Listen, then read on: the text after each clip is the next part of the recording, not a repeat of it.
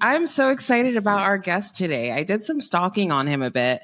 And Did you I recognize didn't know his it was face? that one from the Desperate Housewives. He's a looker. Oh my gosh. I mean, he's older than I am, believe it or not. You probably didn't know anybody who was alive that was older than me.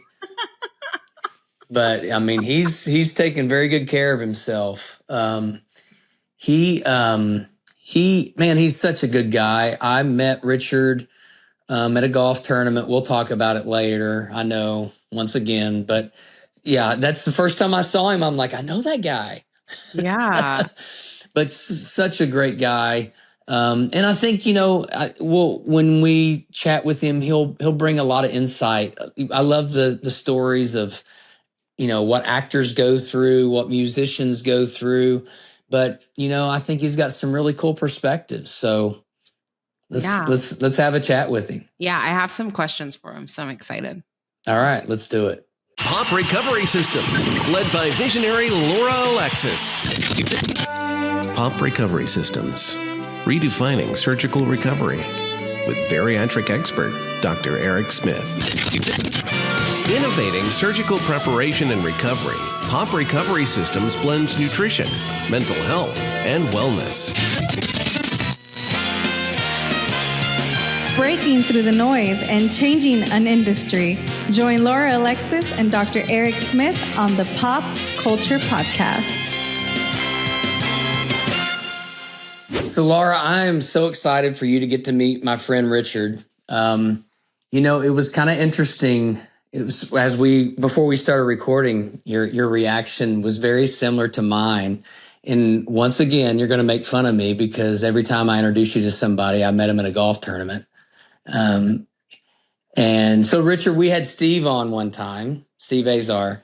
And so it was at Steve's tournament, and we got paired up with Richard, and we're getting ready to play. And I see Richard. I'm like, I know that guy. Like, I know that face. And I'm like, wait a second, where do I know him? And I'm like, that's that guy on Desperate Housewives. I knew exactly who it was. Now, I want to ask him later because it seems like everybody has that moment, whether it's in a show or a movie. And I've always wondered, are you like, you do realize I did all this other work. Why is it that one? But does it always seem to be that one thing that everybody remembers? I was just down in Florida, and a gal came up to me. You're Ashton Locke, which was a character I played on a show called Young and the Restless. And so, and she was like, I can't believe it. I got take a picture of my sister. We watched, we love, la, la, la, we're our favorite, la, la, la. So, and it's great. I absolutely love it. And even those that come up and like I said, I don't get out of my bag and play, but like, hey, have you seen this? It's like, most of the time I'll go along with it. Like, I know you from somewhere, and I'll just, did we go to school together? Or, even if they're, half my age or 20 years older. Yeah. So I'm blessed and grateful, to have people recognize and, enjoy what I did. I hope. I probably just absolutely. I've had people come up to me. I had a casting director. I was in an audition for something, and the casting director, I was on 24, and she said, I hate you.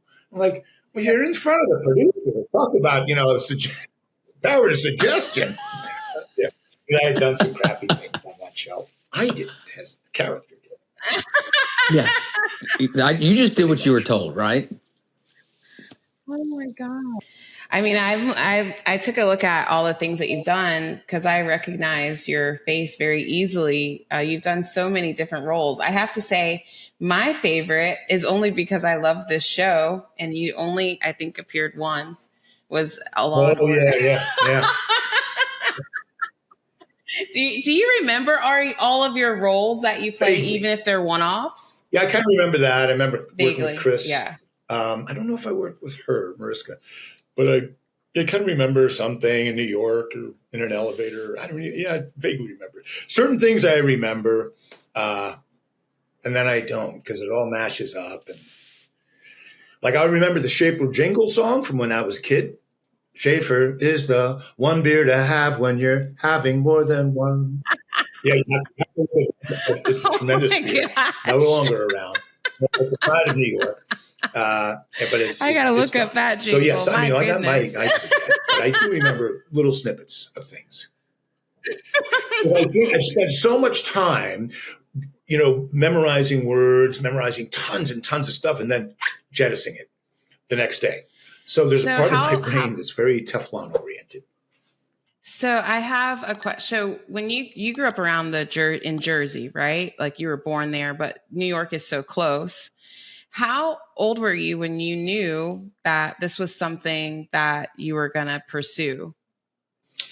I was 16 years old, and I was at my high school, and I had this voice, called the voice of God. It's just boom, really loud, and we all have our inner voice that talks to us in ways. Sometimes it's subtle, but this was just like boom, and I didn't know what it meant, but it took me a while, a pretty circuitous route, and when I finally said, oh yeah, right, that voice, things just lined up, and I had a ton of jobs to just survive and make a living, and I bounced around. Last job I had, I was, I'd been in the Carpenters Union. I had my own little construction company, and my dad brought me up in the Y, and I played all kinds of sports, and I was an assistant squash pro at the New York Athletic Club, right on Central Park South there.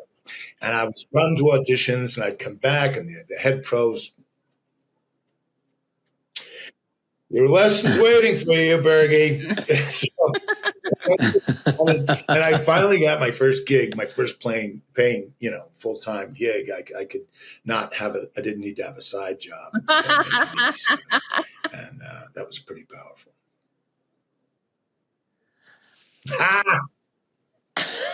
She does this crap to me all the time, Richard. All the time. Wow, she always throws that age thing. I mean, look at this guy. He looks younger than I am, Laura. I don't know about that. I think it's the one thing that I've learned to appreciate, because everybody who's not an actor or everybody who's not a musician wants to be an actor or a musician, right? Because from the outside looking in, the people that you want to be are the ones that have made it big. They're on TV, they're on the hit show on prime time, or they're on the soap opera that everybody watches, or they've got the top 40 hit and things like that. But what they don't really know is what those people go through to get there. I think so many times people think that, so-and-so became popular last month. And it's almost like, they decided to start acting the week before. And they don't really understand not only how hard they grind, but like how there's no guarantees. Like, it's not like, when I decided I wanted to become a physician, there's kind of a pretty clear plan. And unless I flunk out, I know I'm going to be a doctor. Now, I may not be as busy. I may not be as successful. I may not take it as far. But I know if I pass this, I become this. And if I pass this, I become this. And if I pass my boards, I'm a licensed physician, and so on. The unpredictability, it gives you anxiety just thinking about it. Like, you have to love that and be willing to not know when it will happen. But yet, when you least expect it, I'm sure it does. Well, that's well said. Yeah, I think, I've been asked to speak in front of classes, and kids or moms they're like, yeah, my son wants to be, or my daughter, and she's really good in cheerleading. Are they ready to suffer? Are they ready to have their beggar's bowl and work for alms? Yeah. Work for nothing. And are they willing to work and get a side job or two? And I didn't come from money, and I didn't come through the college education. You can probably tell. I knew what I wanted. I was able to, figure out how to support myself. I was always autodidactic. I always, read my own, wanted to learn stuff. I'd learn it. And so I studied in the New York studio system, worked during the day, went to, at night. And I kind of didn't like people that went to college. I had a little hair at my tuchus about that. Because I felt, well, and we didn't have enough money, and plus I didn't even want to go to college on some level. I tried twice and I dropped out twice. One was to play sports and the other was to study languages. And I just realized school was not for me. And so, yeah, it took me a while to really embrace, because then my first wife she went to the American Academy of Dramatic Arts and the American Conservatory Theater in San Francisco, and had all these, lofty credentials. And it was, I was this street urchin, but I was successful, and she couldn't stand it because, I kept working and I had my own unique way of working and preparing. And I worked with a lot of the old guard people that were very, today it's so different. It's all so different. There's a couple of the old guard that are still, more of the kind of rough and tumble artists that well, let me put it this way. There was a show that George Segal, remember George Segal? He was on a ton of movies back in the day, and he was on that show with David Spade. And right before we went on, there's a green. She's probably going to say she's too young to know. I actually did a remake of a movie that he did called Fun with Dick and Jane. He did the original. It was much better than the one I did with Jim Carrey. But David Spade and George, and they had the green room with the cocktails and the whole thing. It's like, yeah, this is the way to work. So, my ex-wife always hated that. Like, why would you have a beer while you're working? Well, why not? I always have. But wife. So, I had, and so yes, to get back to your point, the life of an artist is fraught with insecurity. It's funny you say I didn't go to college, and then you use words like autodidactic. Like, I'm definitely going to have to Google that. I have no idea what that means.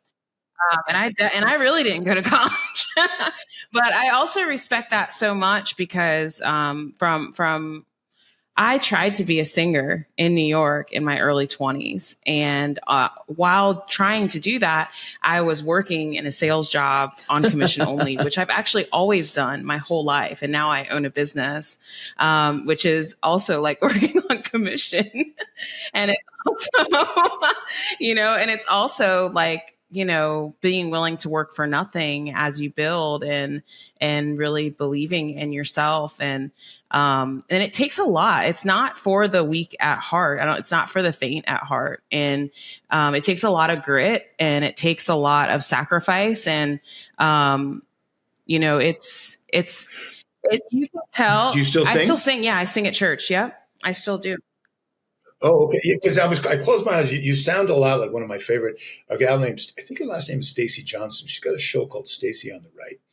And you should listen to her. Her voice, your timbre, it's so beautiful. You have such a beautiful voice. And I love her voice. Yeah.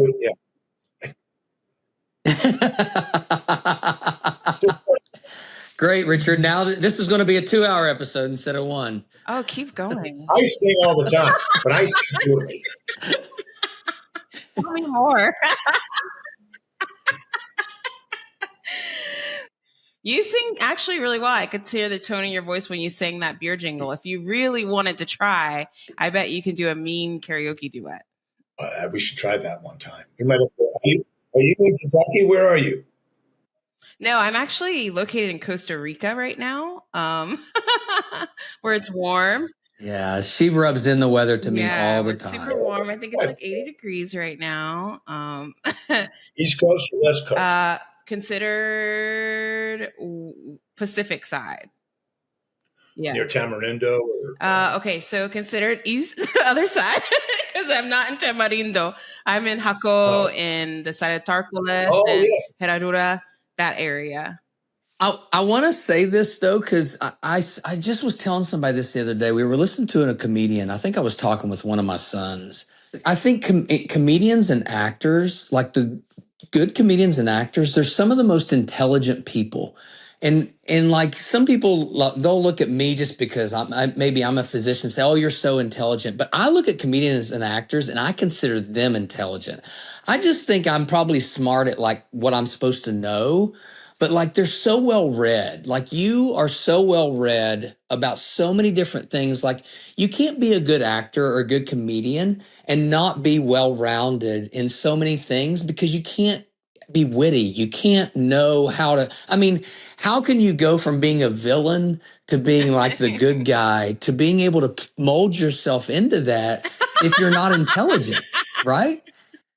So did you ever have a preference? Was there ever I mean, I'm sure you're, especially starting out, you're like, you'll take whatever role there is when you were grinding, but like if once you were established, did you always have a preference of I want to be the bad guy? Did you want to be like the good guy? Did it matter? Did you like just the challenge of like I want to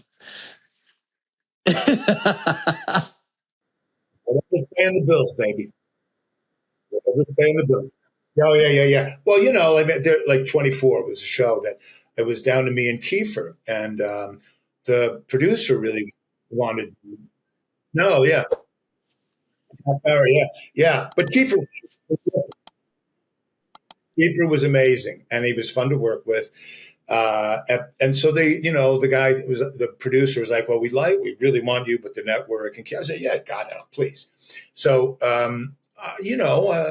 I just took on the role of the bad guy and really went with it, and loved it. But all we did on that show, well, because Kiefer takes himself pretty seriously. He's a sweetheart, but he's a bit of a mess. Or he was back then. God love him. All we did was goof. We just laughed and laughed and laughed.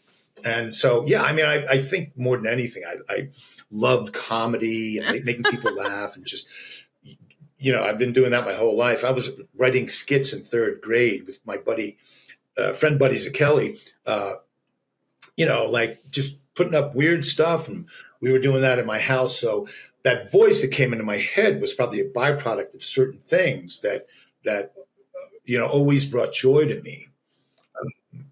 But so no, I don't care what it is. I always just whatever paid the bills. And looking in retrospect, there's probably some things I might have done differently had I had a much more, I'm going to do it this way. I'm a blue collar guy. It's like, yeah, you want me to? Oh, you want? Yes is a very powerful word.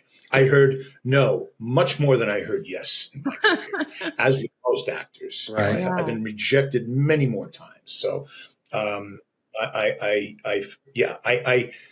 don't. When you get your heart broken, like if you recover from not starting on a team or not do, you have to develop a relationship with failure.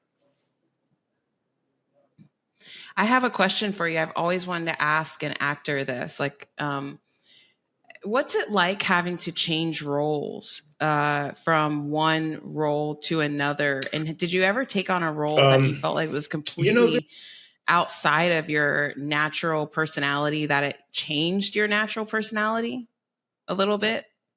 There were times well, I had dreams. I would, once I did a show called The Sentinel, and I was the main guy, and I took on so much because I took on the weight of the crew and everybody, the time, entertaining everybody, keeping everybody fun and live, worrying about this, worrying about that. I had a new child. So I would come home and I'd have all these nightmares. And, but I don't think I've ever done anything where I felt out of, over my skis, as it were, because I feel like I've always thought I could be anything, and any person can. It's just your attention to focus and application of intention. And so, no, I've had times where, like that, where I would have nightmares because of, your brain has a tough time differentiating, especially that they're finding a lot of these kids that are playing these video games. Their brains are having a tough time differentiating between what's happening on the screen and reality. And so that's, I was, being shot at or shooting people or fighting. Buildings were collapsing, and there's some pretty crazy stunts that we did on that show. So I ripped my wife out of bed all the time, ran, jumped on top of her. Things were exploding, and it was pretty chaotic. Wow. And I also kind of grew up in a very active household, if you will, and had a fair amount of Wow. active sleeps. So no, I don't have any. I like when I feel insecure about because I think the worst thing a performer could feel is really on top of it. I think a human, I imagine as a doctor, like you have to have a level of curiosity, of uncertainty. Yeah, something to keep you on the edge. If you become so comfortable that you're complacent. I was just talking to somebody. I had a call earlier today, and was talking to another physician. And I say this all the time when I'm training other surgeons. I always say, you never feel like you've got it all figured out. And in fact, if you ever reach the point as a surgeon that you've got it all figured out, it's time to retire. Because you've reached that level of complacency that you don't have that edge about you. You need to have that edge about you that keeps you sharp. And also you want to be learning something new. What's pushing you, to go to learn something new to get better. So no, I totally understand. I want to take it a little bit different. We were talking about this a little bit earlier. But we always, what we do and what POP is we offer prep and recovery systems for people who are going through transformation journeys. People who are undergoing plastic surgery journeys for that type of transformation, or bariatric surgery journeys, or weight loss journeys and things like that. So in the process of doing that, we offer nutrition coaching and mental health coaching, and really just treating the whole patient of, it's not just having a surgery, it's mentally preparing for it. How do you recover from it? How do you deal with the ups and downs that life throws you? And so we always try to tie that in. And I think it's always interesting. We've had people who are, top picks in NFL drafts and well-known musicians and everywhere in between, but it's always applicable to everybody that comes back in here. Who've done really cool things that aren't necessarily directly correlated to the health profession, because we're all impacted by that. And you were talking earlier about like how your career maybe was impacted by that, with COVID. Share a little bit about what we were talking about before we got on here. As part of being an autodidact, after my dad had been diagnosed with cancer, I used to see him sitting on the couch. He had studied pre-med at Columbia University, along with a couple other things he was doing. So he had a pretty decent understanding of the basics. But he sat, when he was fighting cancer, with the Merck manual in his lap. And I thought, wow, I look back on it now, and I thought, my God, there wasn't a Bible, which I would think I would have gone to, or at least it wasn't my dad. It was the Merck manual. And I realized the goodness on some level of Western allopathic medicine. And I also noticed the dearth of creativity. My dad was one of the, they were doing pretty gnarly cancer treatments back in the day, and it went through him pretty rough. My sister as well. And I had a bunch of other friends that I lost. And, I've been through a lot of death. So I've always done a lot of reading about it from various sources, and talked to a lot of people, doctors on both sides of that equation of falling in with big pharma and those that question it and try and keep a distance, or at least a little, firewall, if you will. So I had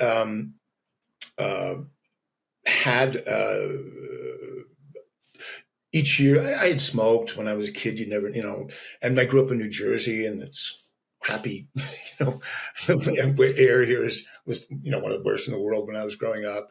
High cancer rates when I was a kid around here, and so I've always been curious about it. Like I said, did a lot of reading about it, and so I take care of myself. And I've had pneumonia, and I've had a chronic yearly problem with my lungs, and so I had one when I was out in LA. I went and got a flu shot with a friend of mine. Then, because I didn't want to, I surfed and I was always exposed to runoff and all kinds of things. And I usually can let my body run down so I can get a little susceptible to, viruses, et cetera. So I'd had the flu shot, got the flu morphed into pneumonia. So I realized, okay, so it's not one size fits all. And I was working on this show. Well, previous to this show, I was supposed to do a nighttime show for ABC with Katie Seagal. And it lasted 5 or 6 episodes, 6 or so. And she got into an accident or something. I don't know if you remember Katie Seagal. She was on Married with Children and on Sons of Anarchy. Mm-hmm. And so this was just when COVID was breaking out. And as I said, I've had pneumonia 3 times. I wasn't like, I thought, okay, wow. I went through the testing the day before we were going to shoot. I tested positive for COVID. So I got COVID, came home. I have a whole protocol, vitamins, a lot of D, zinc, the whole deal. I do a regimen with, I could go into that another time. Fasted for 2 days. It was nothing. It was, I might have tinnitus from COVID, not sure, but it was nothing for me. It was not like the flu or anything. Because I was worried. So I got this, that job went away, and I got this other job, Young and the Restless. And so the lady who was in charge of the COVID protocol, was putting the full court press on me about vaccine. And I said, and there wasn't a vaccine mandate, but I started to push back, like, wait. I've already had, the flu shot, and I went there. So I'm not sure about this COVID shot. I just had COVID. I'm good. I don't, like at the antibody. I got, natural immunity. Poo-pooed that, and it was, and I thought, okay, where am I going here? Because I was reading a lot of literature about the efficacy of natural immunity, and there was a lot of people that then, once they had opened their mouths about that, they were, silenced and blackballed on some level. The people like Dr. McCullough out of Chicago. There's a guy, Shiva, I think his name was. He was running for Congress or something in Massachusetts. This guy has 2 PhDs. One of them is in molecular biology or biochemistry. And they like, okay, this guy's a quack. Like, he's talking about the immune system and building it up. No, all right, done. And I watched this slow dissolution of logic and reason and curiosity. And I watched this transformation around the messaging of, I guess, big pharma's, put on the bed of the stock of the COVID play, and I just pushed back on it, and they had it out for me. But it was also a political thing. I know that was it was a political thing, and. So that was a very strange thing and it was the greatest thing. It was a trailhead for so much of where I've just arrived at now. And I tried to tell these people, I'm not anti-vax. I'm also worried about my children. This is being forced down my at the time, right. An 11-year-old, my 11-year-old stepson, who my ex-wife at the time was, didn't want to take the vaccine. My mother, who was 96 at the time, was like, I'm not going to take the vaccine. If this is going to take me out, I'm ready to go. So, right. There's a fair amount of people that I just could talk to logically about it without that. I lost friends. They're like, oh, yeah. I had a friend of mine who's a writer. He wrote a very, powerful movie one time. And he used to be a big fan of this guy, Dr. McCullough, did all of his vitamin protocols, his exercise protocol. And then I said, yeah, Randy, you should see what happened to Dr. McCullough. They canceled him. And he said, yeah, you should listen to Fauci. I thought, I felt like the invasion of the body snatchers. I thought, oh, this has come, like, wait a second. Fauci's he's a pharmacist. He comes from, his dad was a pharmacist. He's like big pharma. Anyway, and I read a bunch of literature, like people like Judy Mikovits, and who was vilified because she spoke out about a breast cancer treatment. I think there was a vaccine of some sort that was, I guess the live attenuated virus was connected to a bovine, whatever, how it was married to it. And there were some problems with the delivery system. And a lot of women were having some horrible, if not fatal, secondary problems. So because she had spoke out about this, she was silenced and castigated, and branded a heretic, insofar as that was concerned. So, and I'm a big fan, and if it's time, if God's going to call me, I'm ready. I think that there's some wonderful things that Western medicine is doing, and there's also some things I've seen. My sister went through 2 rounds of brutal chemo and radiations. I'd rather die. And yeah. And did that end up costing you your job at that time? Yeah, because I came back and I made the egregious mistake of saying, listen, I tested positive in New Jersey, but it was with those test kits, and there were so many false negatives or false positives, I guess they were. And I told the lady, and they were like, okay, because I had voted for our current president in his first round because I was really ready for change. And I've seen this bloated, bureaucratic, whether it's the Republican Party, the Democratic Party, the waste, the speaking out of both sides of their mouth, the fraud. And I was ready for change. And I thought this new cat was up for the task. And I've been watching him. Like, I watched Biden for like 30 years. I wanted to like him. But he's a phony. Sorry, all you Biden fans out there. Like, check his record. Check what comes out of his mouth, how he walks, how he behaves off camera, how he treats people. I'm so sick of the front, like I as an actor, I spent so much time with the front. And as a child too, we get along and like, yeah. And I realized at some point, I just want to be real. And it's hard sometimes for people to be real because anyway, I made that known to the old actor on the show, the lead actor on Young and the Restless, because we had a whole thing we were talking about Stephen A. And he's like, oh, I know Stephen, I don't like his politics. And I was like, oh, yeah. Anyway, apparently Stephen A. likes to watch, at the time, Hannity and Tucker and, like, watch Fox. And I go, right. Oh, those guys are interesting. And we had, well, did you vote? We had this whole thing. And once I told him I voted for Trump, I was, everything. I was the darling. They only wanted me for like 9 episodes. And then they offered me a year contract, and then the character took off. So it was a combo platter of my politics, that the character was getting successful and this old guy didn't like it. And the fact that I sort of, pushed the button and poked the bear with this whole COVID thing, and just questioning, like, okay, wait a minute. You're coming up. I'm 30 feet away. We just did a scene. Me and the gal I just married. I had a test twice today.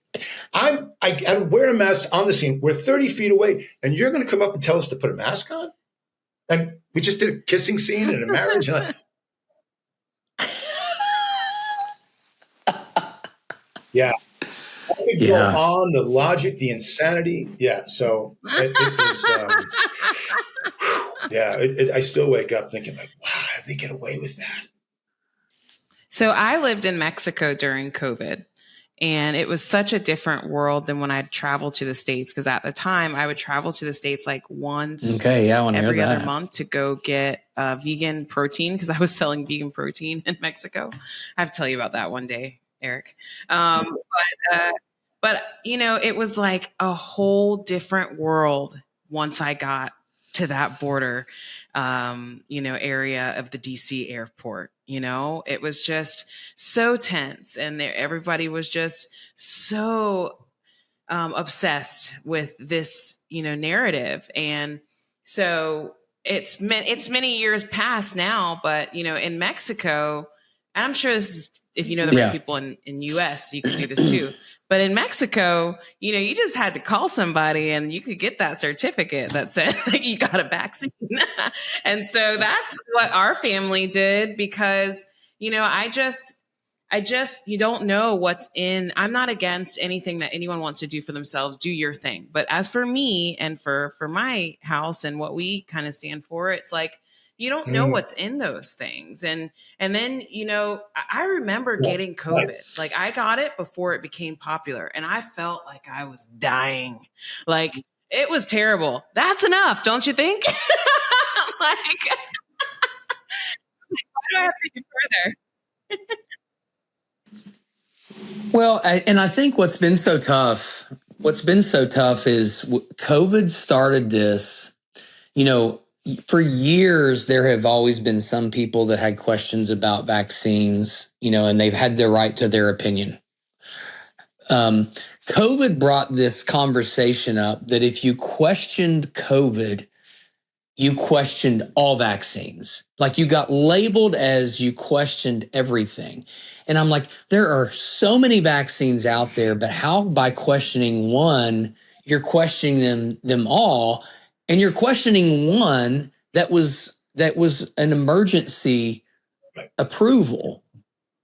So you weren't comparing apples to apples. And as a physician, I look at life in a risk-benefit ratio kind of way. Like, if I make a decision to buy something, to walk across the street, to take a vaccine, to do anything, I look, what's my risk and what's my benefit?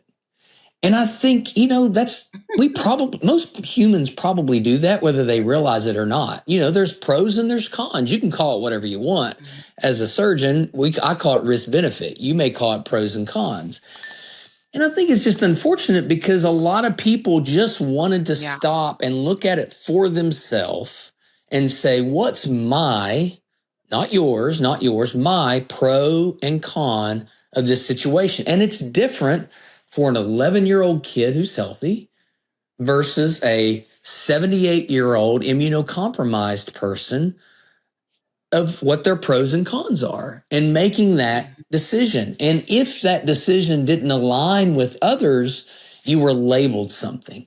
And it became this beast that you became labeled of. You were anti everything by one injection. And no one can sit here and think that is okay. And we're seeing that. It's interesting. We sometimes try to avoid these conversations, but I think they're so important because we're seeing it right now in something that is near and dear to my heart, in what's happening with the health of America, and specifically the food of America. We have been fed garbage for years, and we have turned our cheek against it. We had Todd Wagner on not too long ago, who is leading Food Fight USA. He's Mark Cuban's business partner, but he is leading a nonprofit called Food Fight USA, and his mission is to get rid of the dyes and the chemicals in our foods, raise awareness about ultra-processed foods, and we could go on and on. And everybody thought that was a great idea. Everybody thought that was a great idea until it became political. And now all of a sudden, 50% of the people don't think it's a good idea anymore. And it's the most non-bipartisan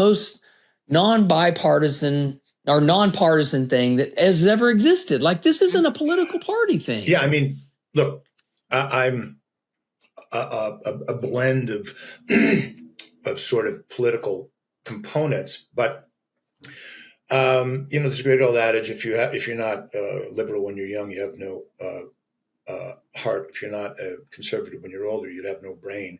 And so what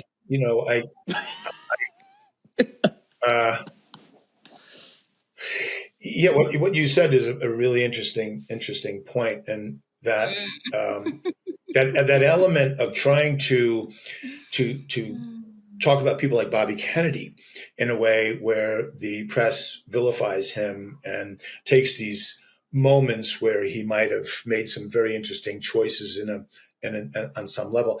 They forget to look at his record as an environmental protection lawyer, and he worked, against the EPA in many cases. That was, part of this, bloated bureaucratic institution that had little backdoor deals going. That he watched the corruption, and I was like, well, wait a second. You're not going to give me the choice about a vaccine, but you're of the party of choice, right? You're pro-choice. Oh, but not this. Oh, and so, but what happened to all my old hippie friends that were, against big business, big government? It's like, oh wow, you're in favor of all this overreach and all. It's been a very interesting time, and for those of us who are really willing to do the deeper dive, like my older brother, card-carrying hippie, hardcore lefty, vegetarian since he was 18 years old, is a fan of our current president as yeah, and and my brother, who's a cancer survivor, who's been a vegetarian since he was 18 years old. Is that your drummer brother? Whose your brother's father drummer? gave him the option to go to Canada. And I heard another friend of mine, this old man, was an iron worker in World War II, and Newark fireman was like, my friend Bud, like, nope, you're going to Canada. This is when this war is done, for Vietnam. And I don't mean to, besmirch any of the wonderful men and women that had involved themselves in that campaign. I'm just saying there was so much insanity at that time, and my brother was absorbed in the hippie movement and all kinds of countercultural things. And the pendulum came back to the center, and he's just much more center right in his thinking. And he's a really bright, wonderful autodidact as well. He does his own research. He digs into really wacky stuff, and he's Billy Joel's drummer. And and he was a little pissed off. And I'll not, if he's not going to say it. Billy made him get, Billy's people made him get the vaccine. My brother didn't want it. That part. And my brother wanted the job and wanted to keep his job. And there was a couple of the guys in his crew, just like the gal I worked with on the show.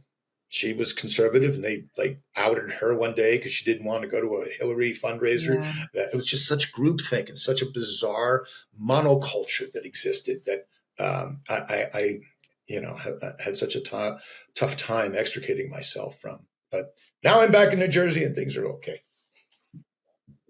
I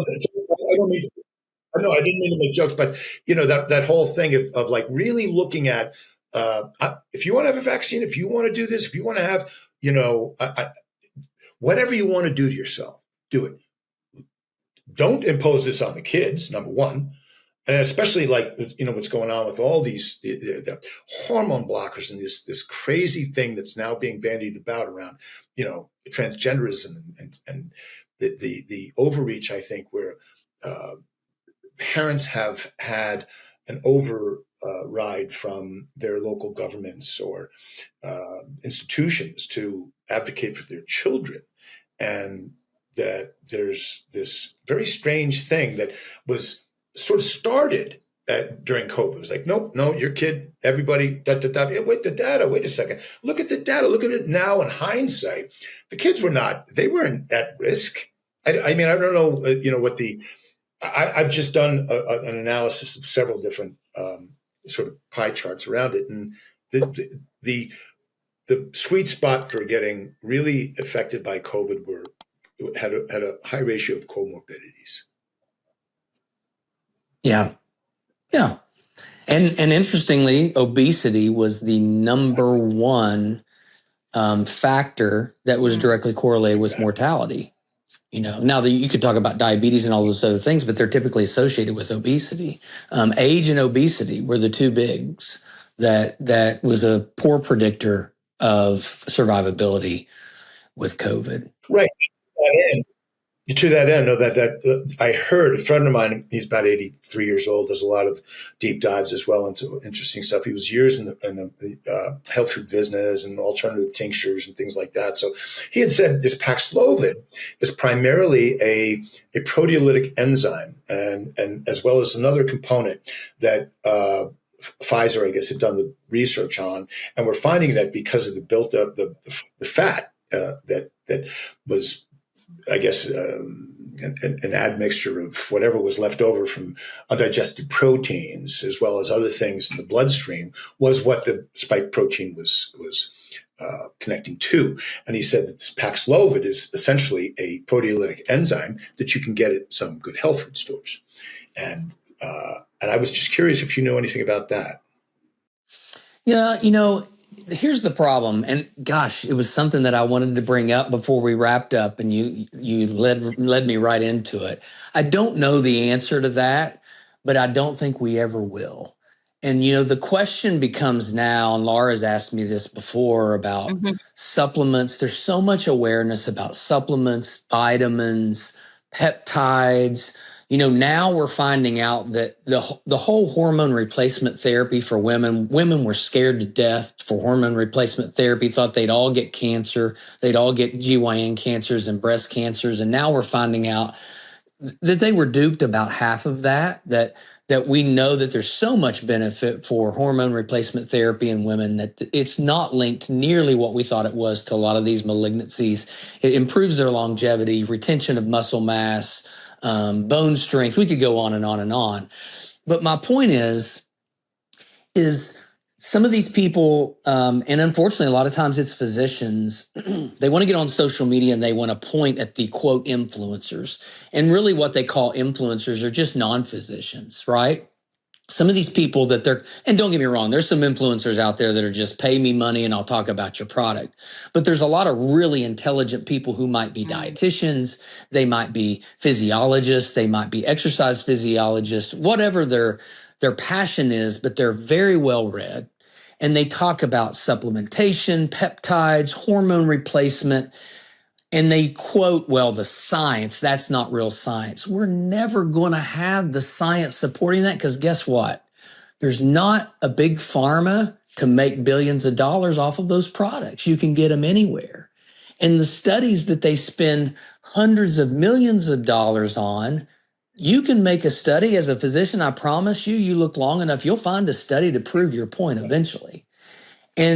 But when you can make a drug and you can patent that drug and you can have that patent for 17 years and you can push that study, you're going to have plenty of science to back that drug because there's billions of dollars to be made. And we can take a product like creatine where there's been hundreds and hundreds and hundreds of small independent studies or data that shows the benefits on brain health way beyond just muscle mass.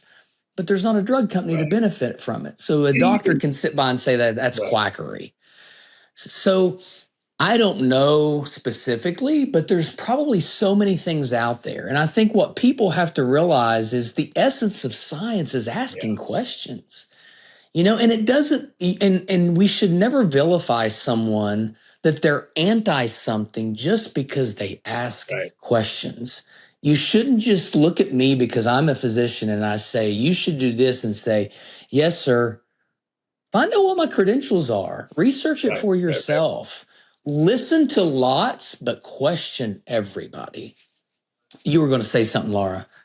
No, I just think that, like you were saying, that in 2020, it was COVID, that it was like, you think this way, then you're over here. And if you think that way, you're over there. And now it's politics. It will always be something. But I do think that it's very important that someone like you who has a voice and it does have the deep desire to research and know the facts does speak exactly on what you're finding and what is the truth. Because I think that there is a lot of lies out there. And for our generation where there's so much information, we are yearning for the truth and truthful information and raw and real.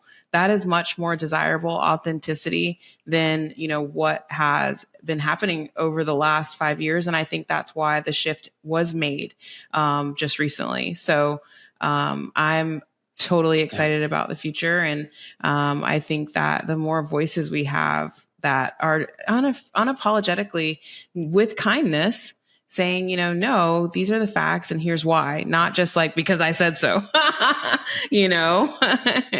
Absolutely. And that's the key. I think I would challenge people to listen to someone, if some of the points that you brought up, Richard, or that I brought up or Laura brought up conflict with other people's ideas.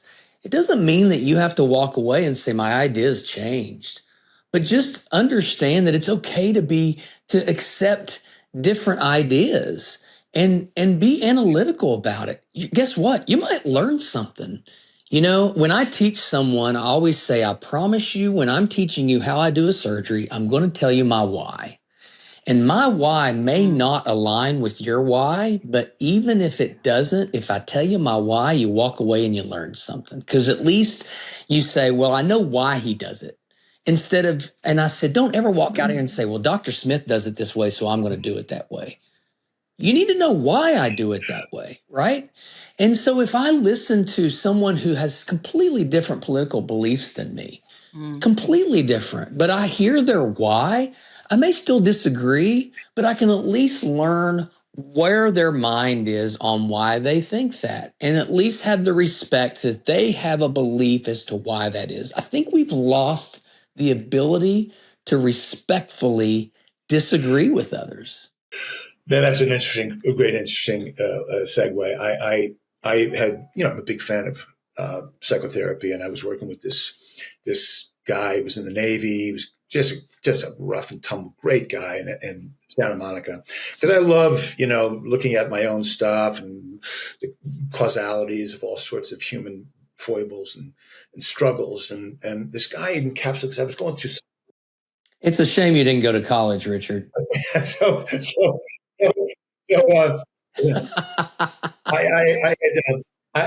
hear. So I told this stuff with my ex-wife and this guy, because she was just. I know. I'm starting to think that was a joke. No curiosity. Never looked anything up. Never wanted to see the news or anything like. Not the news is any font of truth, but it creates a context. And so the guys, he said, what we are in a generation of willful incuriosity, insofar as how most young people are aligned, willful and curiosity. And it was kind of like, when I brought this to the COVID Nazi lady at Young and the Restless, it's like, oh, okay, so you only want to, you're Johns Hopkins, you kneel to the God of John, okay, and I would bring in her information, but this is they talk about the efficacy of the immune system, like, oh, no. And she just flipped out on me because I was curious, and I was like, you're a doctor, I'm gonna trust you, but I'm also going to do my work to find out, if we have simpatico, so far as where you're aligned and I am. So I heard it so perfectly encapsulated with that willful and curiosity. Yeah, I love that. And I think that it's really important for everyone who's listening, who will watch this later, to make sure that when you're battling with someone else's beliefs, make sure you actually have your own, that they're not someone's that was just given to you and you're just running with it. Make sure you have your own beliefs. And as we get older, and more informed, and we have our for me, when I had kids and as I started businesses and I used to be that person, I don't want to watch the news. I don't care what's happening in the news. It's not in my world. So why? And now I don't feel like that anymore, because I do have a deeper desire to see what's happening in the world, as I feel like it aligns with my faith and it aligns with my children's future. Right. So, this was such a pleasure. You are so amazing. Because I never knew where I'm, because I'm talking about God and about things, and I always tell people nobody has their liberal bona fides like me. I work for environmental groups. I've always, supported, women's rights and that, and my best friend growing up. I used to go and help his mom set up chairs down in Newark where Martin Luther King was going to speak in, like 67 or whatever it was.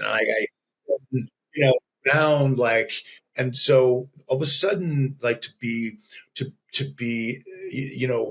excoriated Wow. or really, kind of vilified because I deigned to be curious and I deigned to ask questions. And I realized that, wow, the liberal has left the room. There's no more people that were curious, that were really, in a liberal way. And so I have, my conservative friends to me are some of the most like, they will listen to the tirades of all the nitwit I hate saying this because I come from that liberal world that what I see are the conservatives are now the ones who are the holders of logic and reason and curiosity and intolerance. Yeah, I think, it's just, if we can all just find a way to respectfully disagree, and also understand that one belief doesn't make us fall in a singular category.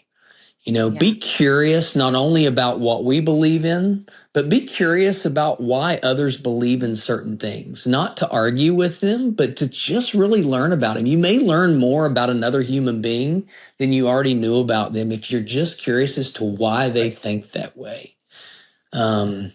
People can teach you some amazing things. As I've aged in my career, I have learned so many things that pertain to medicine from people who are not physicians. And that is not a knock on my profession. I am very proud of my profession. I am very grateful that I get to do what I do every single day. I wouldn't change it for the world. I don't feel like I work a day in my life. But I think that I have learned so much from people who aren't a doctor. You don't have to be a doctor to offer something about this, because there's so many people that are really passionate about nutrition and health and food and wellness and mental health, and they dig really deep. And who freaking cares what initials they have after their name? Oh, that's very sweet. I'm glad you guys feel, good about what you're doing. I have such a distaste for so much of my business and so many of the talking heads that give are given ventilation because of our media that should just shut up and wait. Well, you can come hang out with us any day, Richard. You guys are awesome. Yeah. I extricated myself from all social media. Yeah, just my son. No, my son was a trailhead. Because I was on Instagram. My ex-wife kind of managed my account, and then I look back. She had put so many things that were like I didn't do that, but I'm kidding, and I don't care. But I did have my first times. Is like it's good to have publicity. My son got off of social media, and I thought, yeah. What am I doing this for? Right. Why am I putting this out there? Who do I really want to be loved by? And why? Because I've just been going through a time of just reclaiming myself, and it's just me and God, Mother Nature, and here serving the time with my mom and be connected with some old friends. And so my life is extremely simple. So I'm just available by a phone call, and I may get on social media again. I don't know. It's okay. If you wanna see Richard, go watch reruns of the Sentinel and Desperate Housewives and the telenovelas. The soap operas, which is telenovelas in Mexican. In Spanish. Yes. Well, it's great seeing you, man. I look forward to seeing you this summer. We'll catch up in Mississippi, and then let's see you hopefully in Kentucky in the fall. And if you have a project coming up, you let us know. Either way, it's been a great chat. I have had such a great time. Thank you so much, both of you. You're a delight. Laura, it's great to meet you.